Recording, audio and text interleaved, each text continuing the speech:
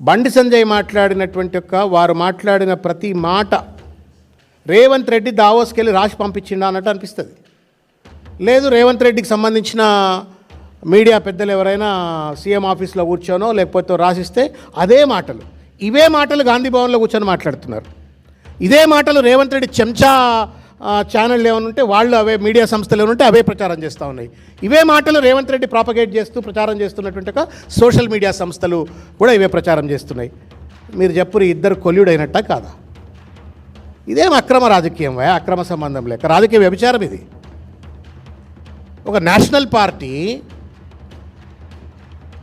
నువ్వు ఇక్కడ అపోజిషన్గా ఉంటాలా అని చెప్పని కలలు కంటున్నావు, పెద్ద స్థానానికి ఎదగాలని చెప్పని కలలు కంటున్నావు.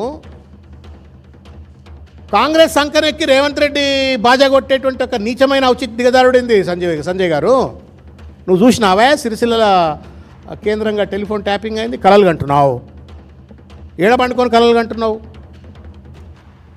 ఏడబండుకొని కలలు కంటున్నారు బండి సంజయ్ గారు. మీరు ఏదో రేవంత్ రెడ్డి రాసిన స్క్రిప్ట్ ఏదో అవుతారా మీరు?